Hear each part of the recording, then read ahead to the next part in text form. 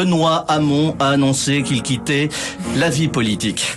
Ça vous assoit un gaillard, une nouvelle pareille.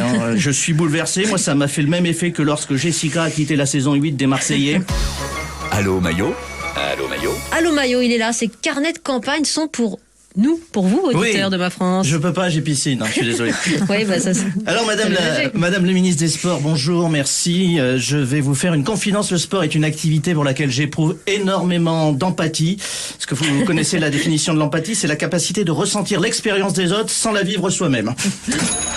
Alors, nous sommes très heureux, Madame la ministre. Du vélo quand même. Oui, électrique, oui, parce voilà. que j'ai des rallonges. Je suis très heureux, Madame, de vous recevoir aujourd'hui, parce que vous êtes de recevoir un ministre encore en activité, parce que depuis lundi, on a tous le sentiment que ce pays ne compte plus aucun ministre, mais uniquement des soutiens de campagne d'Emmanuel Macron. Ça tombe bien, parce que le vendredi, dans Allô Maillot, ce sont mes carnets de campagne. Oui. Ah, Benabar. Lundi, votre collègue de bureau, Bruno Le Maire, alias Nono Le Fayot, a dit vouloir créer, je cite, un parti présidentiel pour donner de l'élan à Emmanuel Macron en vue de 2022. C'est clair qu'en termes d'élan, La République En Marche, on est plus sur du moonwalk que sur les starting blocks ces derniers temps. C'est la rentrée des classes pour les ministres. Dernier séminaire gouvernemental du quinquennat d'Emmanuel Macron qui a relevé les copies. Il a demandé à chaque ministre d'apporter, je cite, 3 réformes réussies ainsi que 3 actions réalisées qui pourront être valorisées dans son bilan. Oui. Alors on murmure que pour se faire pardonner, Gérald Darmanin est arrivé avec un cordon bleu, Marlène Schiappa avec un mot d'excuse de Cyril Hanouna. Quant à Elisabeth Borne, elle aurait répondu « Je suis ministre de quoi déjà ?»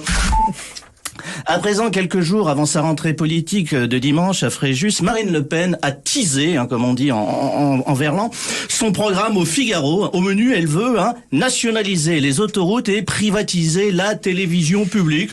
Ouais, bah voilà, comme ça on pourra payer nos péages avec la redevance.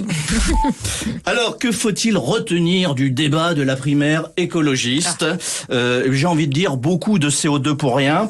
Alors moi, comme j'aime tout ce qui est long, inutile et moralisateur, j'ai évidemment suivi le débat des écolos. Ils ont C'est un bon citoyen. Ils ont évoqué toutes les grandes urgences écologiques du moment, c'est-à-dire l'écriture inclusive, la verticalité du patriarcat et la place du voile à l'école. Bref, un grand pas en avant pour la banquise. À présent, passons au drame de la semaine. Christian, s'il te plaît, tu peux nous mettre une musique triste ? La terrible nouvelle est tombée hier comme un coup près. Une tragédie s'est invitée dans la présidentielle. Benoît Hamon a annoncé qu'il quittait la vie politique. Ça vous assoit un gaillard, une nouvelle pareille. Je suis bouleversé. Moi, ça m'a fait le même effet que lorsque Jessica a quitté la saison 8 des Marseillais. Alors vous aussi, Roxana, on sent que l'émotion vous submerge, mais vous avez la pudeur de la contenir par ce grand et large sourire. Mais rassurez-vous, l'ex-candidat PS à la dernière présidentielle va bien. Il a déclaré, je le cite, « Je n'ai pas l'impression d'un grand saut dans le vide ». Bon, en même temps, quand on se souvient de ton score à la présidentielle, on se dit que tu n'as pas dû tomber de bien haut. Allez, vivement la suite.